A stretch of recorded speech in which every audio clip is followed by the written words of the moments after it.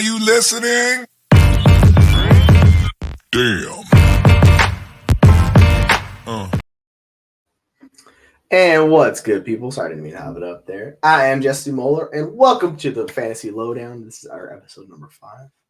We're changing it up a little bit. We're not necessarily focusing on game tape with this episode. We can involve some of it, but this one involves more strategy based. And I kind of want to talk about the tight end position and what has happened this year, which has completely transformed it. Because if you went in early in the offseason when we were doing our drafts or our best ball drafts, we're like, it's the early tight ends or just skip tight ends and hope you hit late, right? Because there's those few guys. We're talking, Andrews, we're talking Kelsey, we were talking TJ Hawkinson, we thought Pitts was in that tier, we said Darren Waller was in there, and then it kind of fell off to, the Dallas Goederts, Pat Freiermuth, David Njoku, kind of those in-between guys. And you'll notice those in-between guys absolutely just been face planting for you. So it's kind of the problem with tight ends in the position in general. We were hoping that we would get some late round rookies and like second round picks, and those guys are hitting very well. We've had the people coming on strong lately, and this has to do correlation with strong quarterback play, particularly Kyler Murray coming back in Arizona, Josh Dobbs going from Arizona, where he was hyper targeting tight ends, to Minnesota, and it doesn't matter. Josh Dobbs is hyper targeting TJ Hawkinson at an absurd rate. And we get nice. It's just nice to see. And we have Jake Ferguson doing his thing. Dalton Schultz is involved in one of the best passing attacks in the NFL, so he's getting propped up that way. It's just the tight end position is looking very nice for the first time in a long time in Dynasty. I mean, obviously we lost Dallas Goedert. That hurts. Darren Waller, that one's killing a lot of people in Dynasty. I saw plenty of trades for him in the offseason where he was going for value. I even shipped him off in a league where I got in early. I was like, you know what? I need a tight end. I was rebuilding. I was like, I'm going to make the push this year. Got Darren Waller. And by week 4, I was like, it's not working this season. So I shipped off Darren Waller, shipped off a bunch of other players. And I'm glad I did because, my goodness, it is rough for those guys in Dynasty. But what I more wanted to talk about is how it's not just the haves and have-nots. We have a solid core group we're building around along with the old guy, Travis Kelce. Like, there's Travis Kelce. He's still a difference maker. Not as big of a difference maker as he was last year because that was basically just not repeatable. The tight end position as a whole took a nosedive last year, and it was just Travis Kelce having one of his best, it's not his best season. So it kind of made his value even more absurd than it was, where we were talking about him being the 101. And obviously, if you took a 101, you're disappointed, but you're still happy to have him on your roster because you watch Travis Kelce, and it's just like it's nothing else in the NFL. He's connected to Patrick Mahomes. And we talk about this all the time when we get into the Kyle Pitts discussion, which is the fact he's connected to an awful offense with terrible quarterback play. And there's just no way for him to make even on that cost and that value, which was my mistake. We always talk about just bet on talent, but situation matters with tight ends. Like, you'll notice this, if you don't have a good quarterback, if you don't have a good offense, it's really difficult because a lot of these tight ends are not seeing the same amount of receptions the wide receivers are. You're not seeing tight ends getting 150 targets. Like, we have guys such as Kelsey and Andrews who can do it on occasion. But realistically, you're happy if a tight end gets 100 receptions because a lot of times offenses don't feature tight ends. They're the ancillary piece of an offense, right? And if they're an ancillary piece of the offense, it's just so much harder. So you have to have the good quarterback play that they can support an offense, and you have a tight end that could be efficient in that usage. And it's very hard for those guys. And this is the Dallas Goedert, the Pat Freiermuth of the world, where, well, we thought Pat Freiermuth was in a good offense. Obviously, that is not the case. Pittsburgh offense is not good. Kenny Pickett's not a good quarterback. The whole situation is kind of broken. It's bringing down Deontay. George Pickens is up and down. Najee Harris, Jalen Warren, all those guys are suffering. But he had an injury for Freiermuth, which kills him for this year. You'll notice when I bring up the tight end rankings and where these guys are at, that you can see a couple of these guys are really far down. So if you want to do the quote buy low now and get in, you totally can. Because Freiermuth has had a good start to his career. It's just not what we had hoped. And interestingly enough, we have the influx of these rookies, along with Trey McBride, who's basically a rookie this year because his rookie season was historically awful. It was rough to the point where we were thinking, should we even be in on this guy?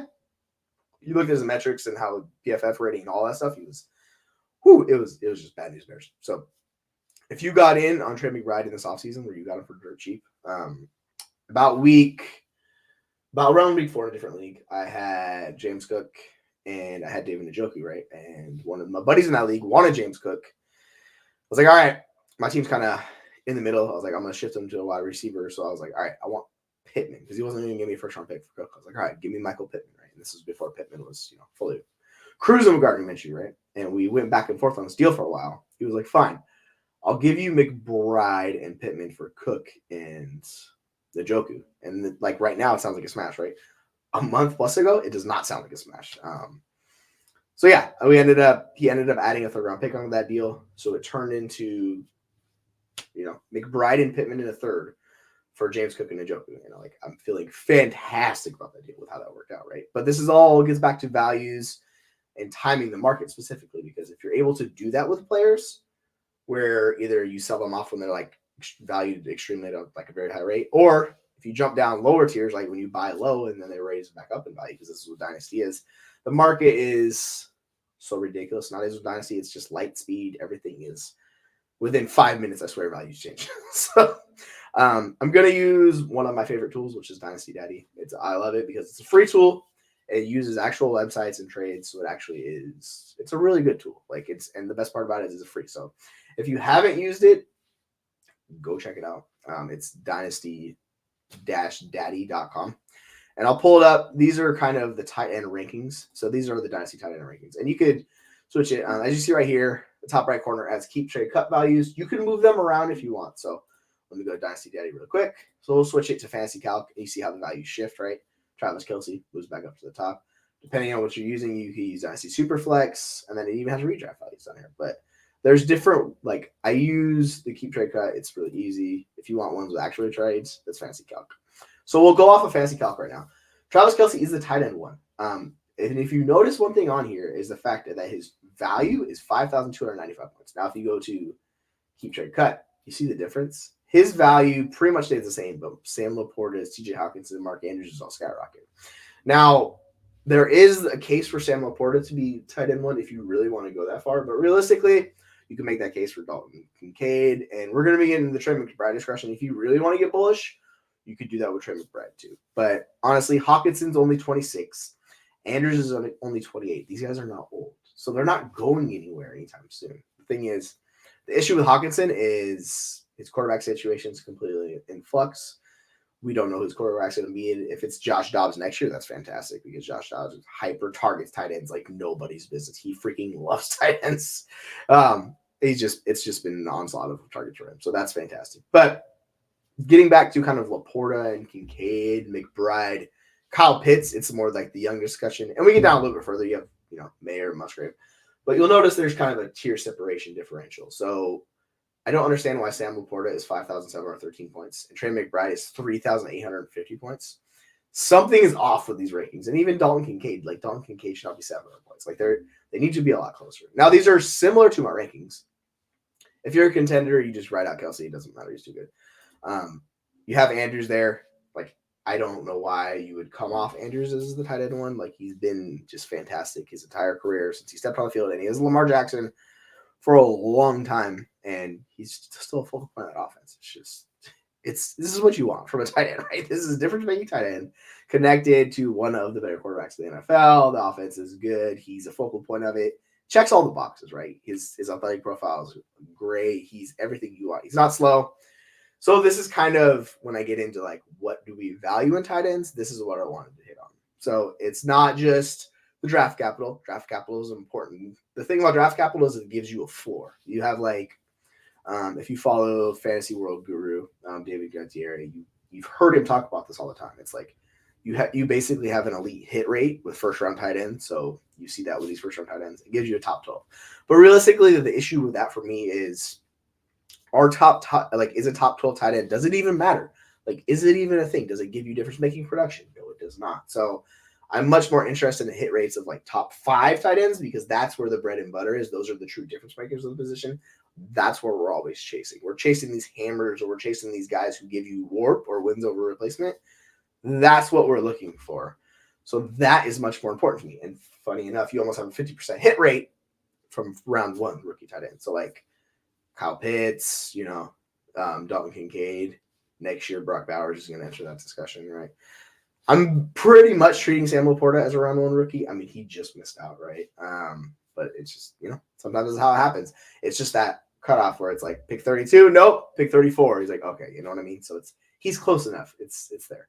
The difference between him and like Michael Mayer is Mayer just doesn't have that same upside, like athletic upside. And I think that is the differentiating decision. And obviously he has an awful quarterback situation, but like we're seeing Aiden O'Connell, he's just hyper targeting Devontae Adams. It's hurting Jacoby Myers, it's hurting Michael Mayer. It's hurting those guys. So that's kind of the thing. If you don't have a quarterback who can make his progressions and make his reads, sometimes tight ends get left out because if you're not the first or second option on your offense, and this is what Andrew Cooper talks about all the time, if you're not a top 2 option on your offense, it's so difficult for a tight end to just be good in fantasy because then you're living off these freaking touchdowns. And we see this with the Evan Ingrams of the world. It's good, but it's not elite, right? It's fine. It's passable. You're okay with having that on your roster, but it doesn't move the needle. Like if you ever try to trade these guys in Dynasty, it gives you nothing. So what I find so interesting is I want to share this tab real quick.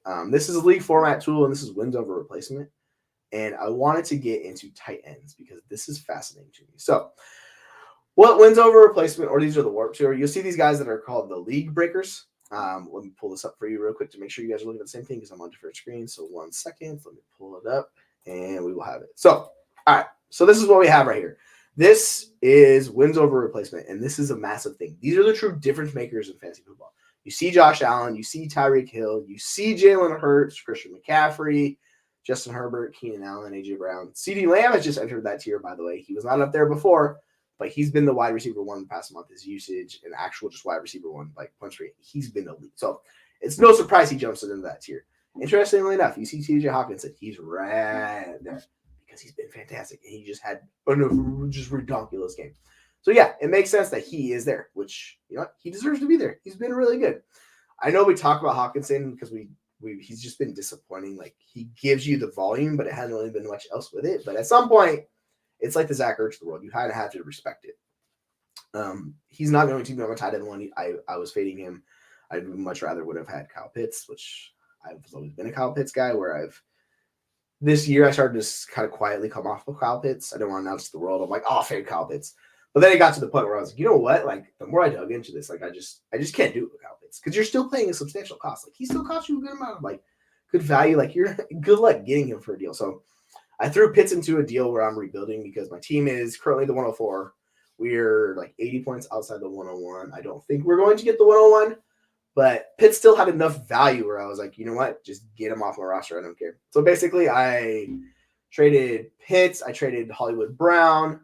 And there's one other player. I got back three mid-seconds, and I got back Christian Watson, and I got back another younger, it's like a Darth Vader running back. But people hated this trade on Twitter. I really did not, because I was trying to shed points.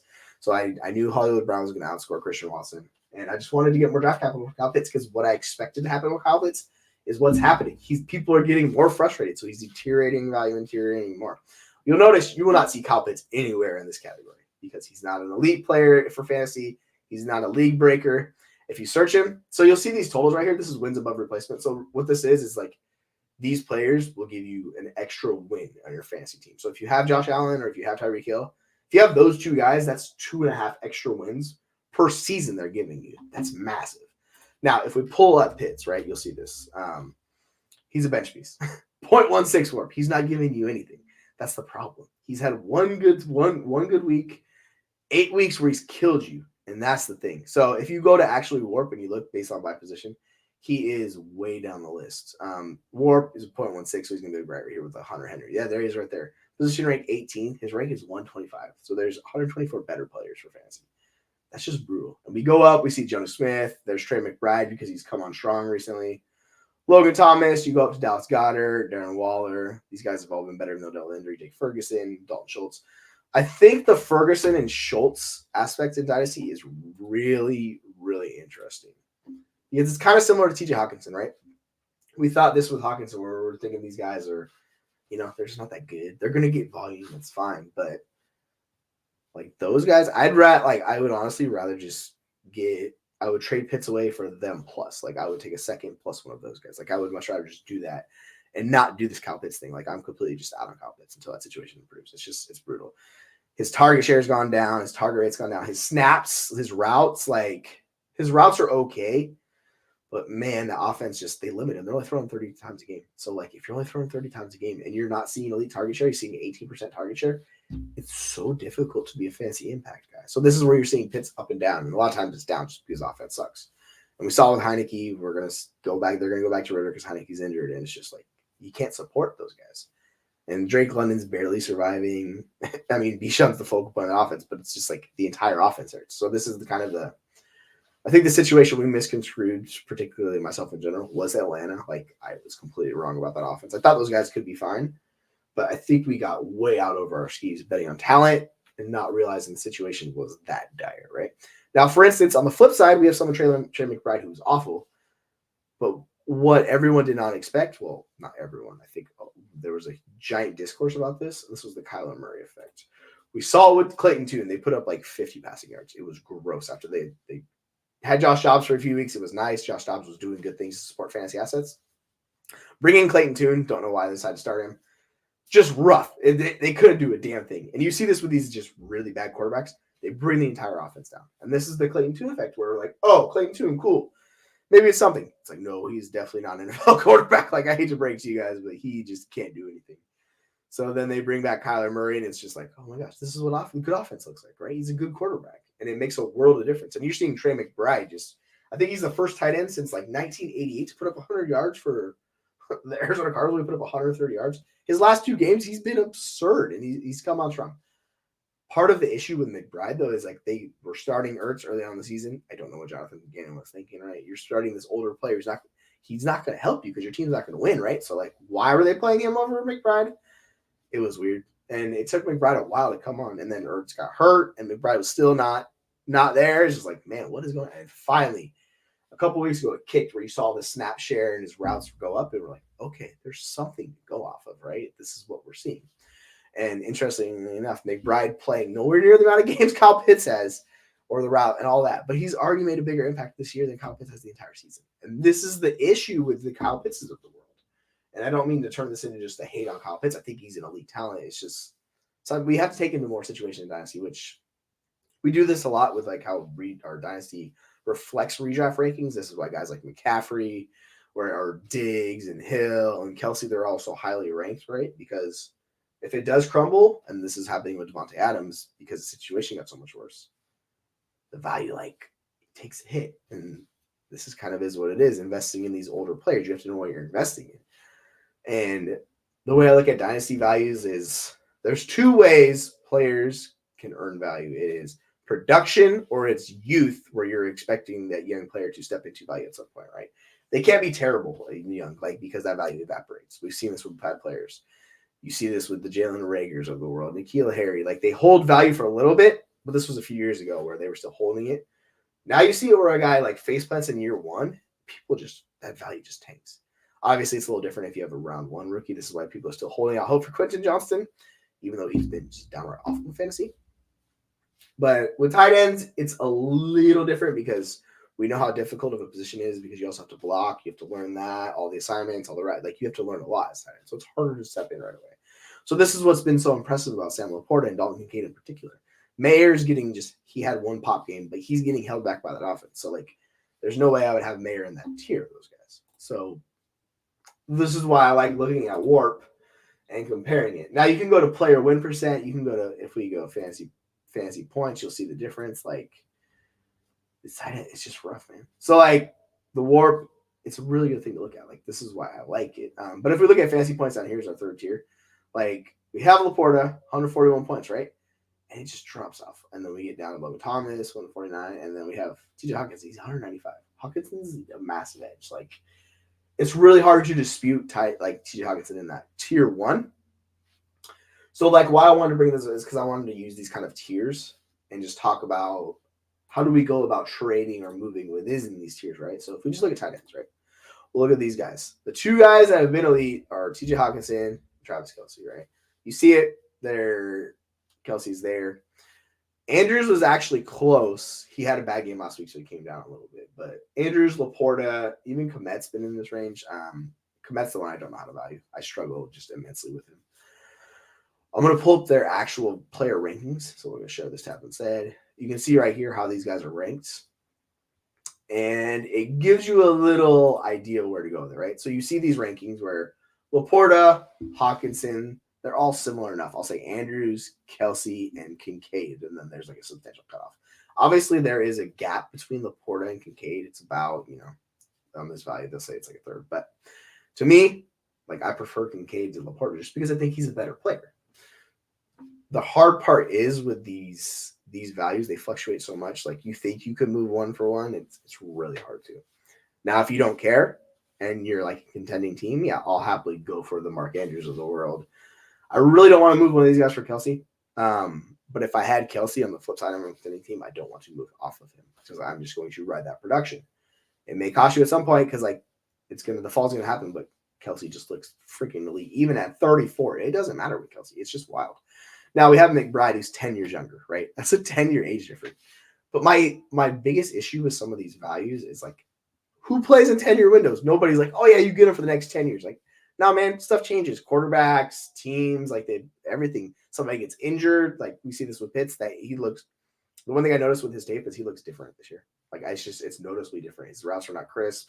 He's not as explosive. He just looks worse. And I don't know if this is a lingering effect from his knee injury that he had with the surgery, but something does not seem right about him. So that's what really shifted when I did I think it was the third or second episode when it was on Kyle Pitts, and I was just watching this like, this is gross. I can't do this anymore. Like this is the thing that broke my Kyle Pitts love, where I was like, no, all right, we're cutting bait with Kyle Pitts. So we just start shipping him off. I packaged him with Devin Achane and like it's a couple like a first and other things for Jalen Hurts, Josh Jacobs, and like something else. Like I had a big package of players and picks, and I condensed it into Jalen Hurts. So I got the QB1 or QB2.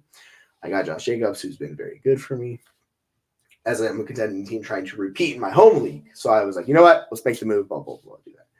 Interestingly enough, I've found myself buying a lot of Mark Andrews in this tier, where it seems like even though he's valued here, people, they prefer Laportas and Kincaids and those guys to him. I tried desperately to move Kyle Pitts into any one of these guys. Like after like week 2, it just wasn't happening. So I had to kind of cut bait in a different way, where I had to like not make it a 1-for-1 swap. I had to add in pieces or go up and like pay up to get off of Kyle Pitts.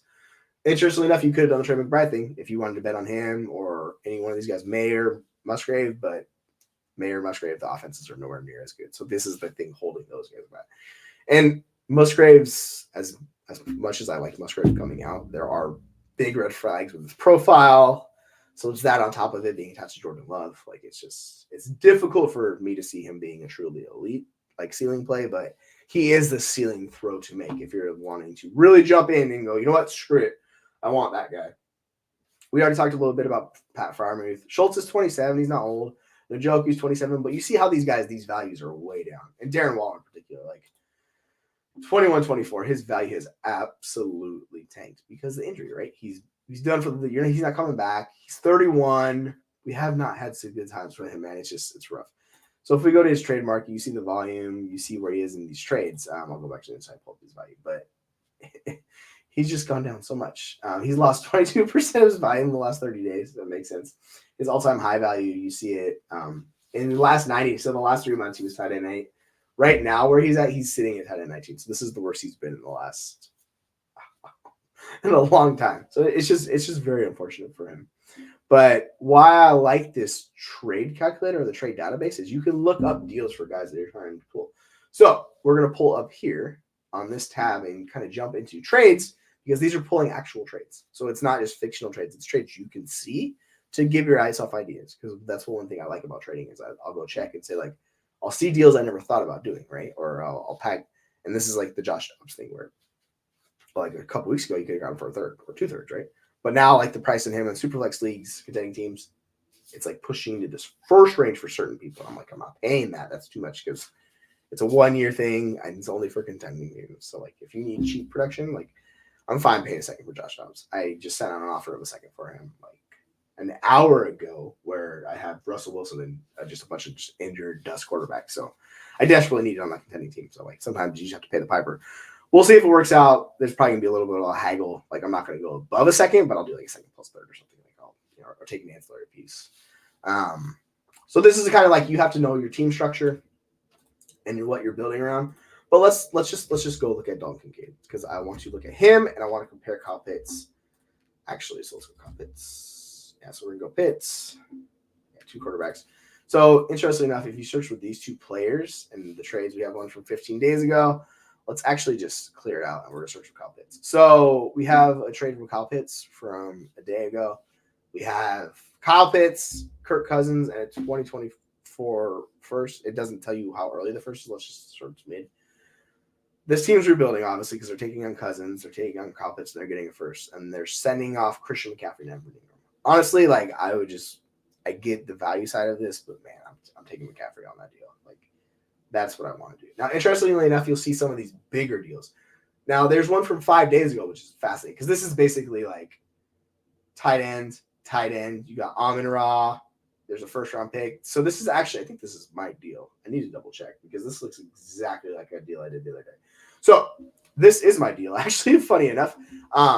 So I sent Kyle Pitts for Mark Andrews. I packaged Amon-Ra St. Brown and like a late third for what was projected to be the 103 in this upcoming draft, right? So my thought processes was Andrews, Amon-Ra St. Brown. That's a swap. I got so much pushback on Twitter for this, but why I believe this is because I want that tight end, that elite tight end, and that's Andrews to me. And I know Amon-Ra has been fantastic, and he holds more value. This is also a 0.5 tight end bonus, so like Andrews is going to be a little bit more valuable in this league. But start 10, 12 teams, so like only starting 10 players, so there's only 120 players, right? So that value addition, it's just much harder to replace Mark Andrews' production than it is Amon-Ra St. Brown's. And that was the differentiator for me. And obviously, like those two, and you can go back and forth. Like I probably prefer Amon-Ra St. Brown in most leagues, but contending team, making the push and having Kyle Pitts as my starting tight end, like this was the thing where I was like, I gotta get out of this. So I tried to send a second with Kyle Pitts. I tried to send Dotson with Kyle Pitts to get Andrews in like a second, third swap. The guy said no, and he countered with this, and I thought about this for a while. And I was like, you know what? I'm basically sending Kyle Pitts for the 103. I gotta do this. So this is the deal I ended up doing. We'll see what happens. That team is actually, they also just traded off DeAndre Hopkins and they traded off, who else was it? Another like veteran wide receiver or James Conner too. So they traded off a couple other pieces like they did like the other day. So I was like, well, so it's looking like it's going to be top 3. So I'm fine with this deal. Realistically, I'm going to end up with one of those 2 elite quarterbacks, Drake May or, Marvin Harrison Jr. You could do Brock Bowers. I'm not freaking doing Brock Bowers with this rookie tight end stuff.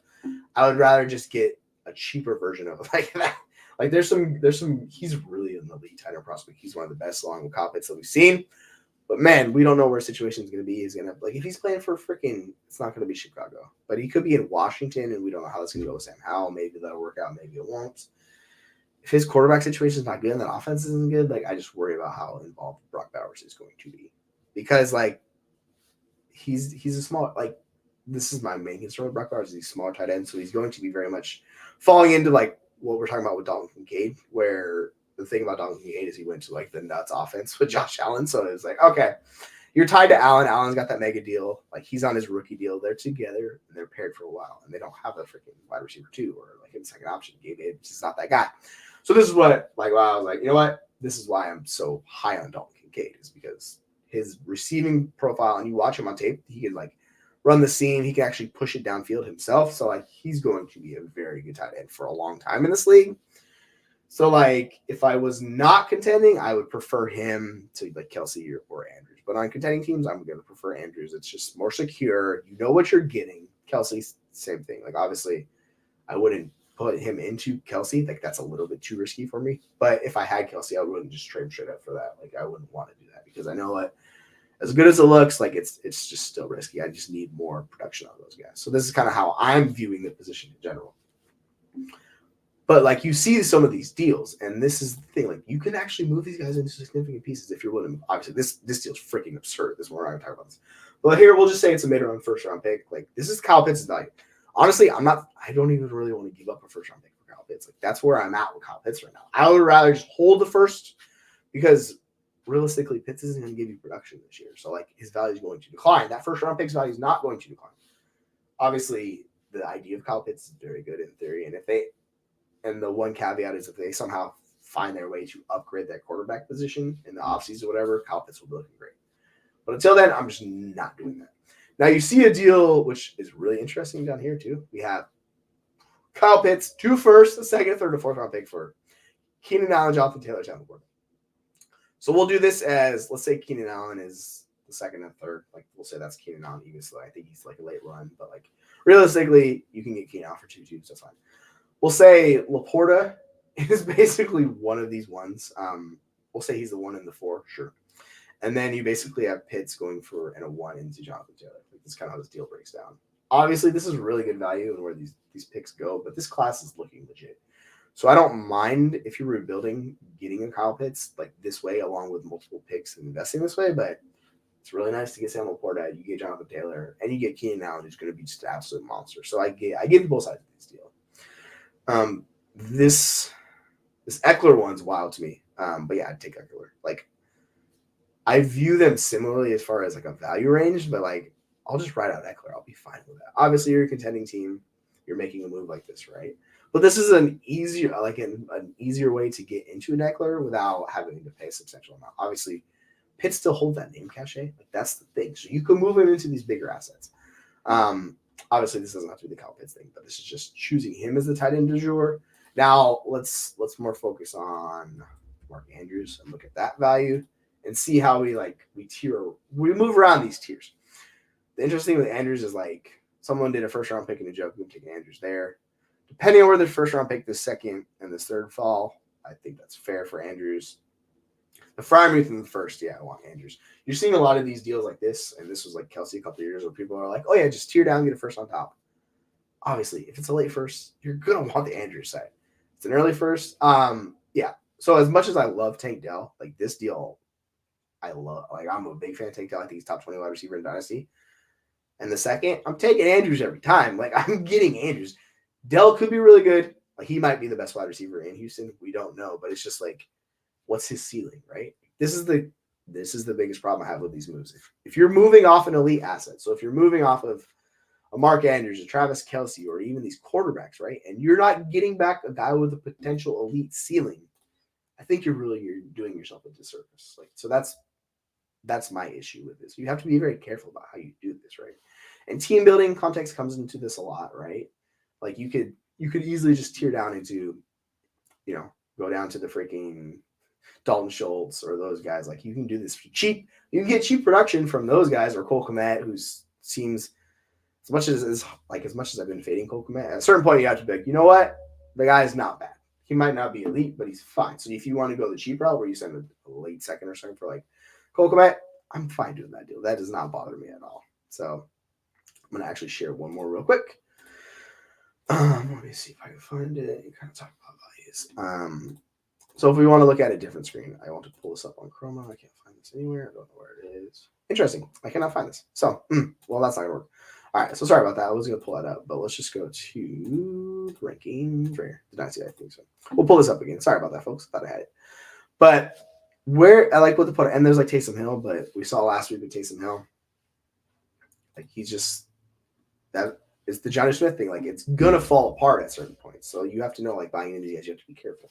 Don't be like, oh, I'm going to send a second for those guys. No, don't do that. Because we've seen it time and time again. You can ride these hot waves with these players, but they're not worth it. Now, if you want to get into Ferguson or if you want to buy Goddard for cheap, sure. Same. It's like Logan Bell. Like, obviously, these are not the rankings. These are the Warp Tool. But this is just the way to kind of think about valuing the tight end position. And notice, like, hey, we have a lot of good tight ends, which is surprising because going into the year, like, man, tight end sucks. Like, it's those early guys. But you have a good core of like 7 dudes where it's like, man, I really love what's going on here. So we're going to pull up the rankings again one more time with tight ends. Shift it back here. So as you can see, a lot of these tight ends are young too. Of the top 10 tight ends, there's only 2 that are over 30. It's Travis Kelce. It's George Kittle. Now, the interesting thing with George Kittle is he's going to give you the spike weeks, but he's limited from consistent production in that offense. We saw against Jacksonville, like, that was peak George Kittle, where he had the house call, basically had one-on-one coverage. Purdy just left it. He just left the guy in the dust. Like, Kittle still has that elite talent. He's one of my favorite tight ends I've ever watched in my life. Like, he might be my favorite fantasy player, or not fantasy, NFL player I've ever seen. Like, the guy's an incredible blocker. He can do everything for you. But injuries, he's been somebody that's dealt with a lot of injuries. He's been up and down with, touchdown production. He's getting touchdown production this year. And he's been good. He's giving you spike weeks, but like, why he's lower for me, because someone in my comments when I did my now post that blew up where I was saying dynasty managers watching Trey McBride pass Kyle Pitts in value with the no gifting. And one of the guys said, why isn't George Kittle in tier 1? And I go, why would George Kittle be in tier 1? And they started to make an interesting case for George Kittle, but he's older. The production he can give you is just not the same tier. Like, it's not difference making. It's close. It's good production. I think he's fine to have, but have you tried to trade George Kittle? That's the other aspect. It's like the Joe Mixons of the world. These older guys just don't hold that same value. So if they're not difference-making production, they're older, they're just going to just be cheaper. That's how it is. Because you're getting hit with age. So if you're not giving me the production, like, that's the problem. So that's the thing. I mean, we can even sort by point. This thing, what is this? This point is weird. It should be higher points because this is not PPR point. I think this might be half PPR or something. Let me see. Let's see here. What are the points on this? That's all right. So, yeah, I just think it's very interesting to look at these guys. So we'll go down the list. I'm actually use Fancy Calc because I think that one's a little bit more fun. So we have Travis Kelce as tight end 1, Mark Andrews as tight end 2, TJ Hawkinson's tight end 3, Sam Laporta is tight end 4. Now there's a tier break there, interestingly enough, on Fancy Calc, which I don't fully understand why there's a tier break from Kelce, and then those 3, the Andrews, Hawkinson, and Laporta. Kincaid is in that tier for me as well. But if I was using these tier breaks, like if I had Andrews, I would go see what the difference is between, Hawkinson, Laporta, Kincaid. If anybody's willing to give me a plus off of one of those guys, like a 2-3 swap, then I'm fine moving off of Andrews, right? Like, I view all of these guys very similar. Hawkinson, I don't think he has the same ceiling as those guys. Obviously, I could be eating dirt because Hawkinson's the tight end 1 right now. So realistically, he might just have that ceiling. It's just, that's the hard thing. You're fighting your biases with it. As much as we like to be not biased, sometimes you have biases. And then you kind of do that next tier. You have Kincaid and Pitts in their kind of own tier. These are Fantasy Calc tiers. They're not my tiers. I have Dalton Kincaid in tier 1. Kyle Pitts is in tier 2. Kyle Pitts is with the George Kittle. Evan Ingram's lower. He's just older. It's just not as good. Like, the production ceiling. Like, Trey McBride is my tight end 6 ahead of Kyle Pitts. So, like, I moved McBride after last week. I was like, he's up. Somebody said that he was top 10 tight end dynasty. I'm like, bro, you're like well behind the curve on this one. And then there's, Komet's in this tier. Goddard's in this tier, but he's dealing with an injury. Freiermuth was in this tier. He's out because the injury just is not. And I do worry about that offense, so he's going to be a little bit lower. But then you have Musgrave, you have Mayer down here, you have Schultz and Njoku, where these like cheap producers. And then it just gets really cheap. Once you get past Mayer, and I would actually say Schultz and Njoku right here is kind of a cutoff. Tight end 17, it's really just you're getting guys that are like short-term ancillary pieces. The one piece is Greg Dulcich, which is interesting. So if you could get Dulcich for a third, like, yeah, I'll make that move. Like, I'll be betting on Dulcich. It's just the injuries with him have been rough, but he had a solid rookie year. And that offense, while Sutton has been by far the best option, like Judy's not doing anything, Mims isn't doing anything, there's a path for Dulcich to come back and be the second option on that team. And if that happens, it's, his value is going to take off. Like, I just find it hard to believe, even if Dulcich isn't that good, his value doesn't rise up because, like, that's just nothing. You're basically paying nothing to get a promising year 2 tight end who's coming off of injury. Obviously, why he's so cheap because there's injury involved. But realistically, if you had Goddard, how far down are you willing to go to get to Dulcich? Like, that's a fun little, slip. Like, will somebody give me Dulcich in an early 2 for Goddard?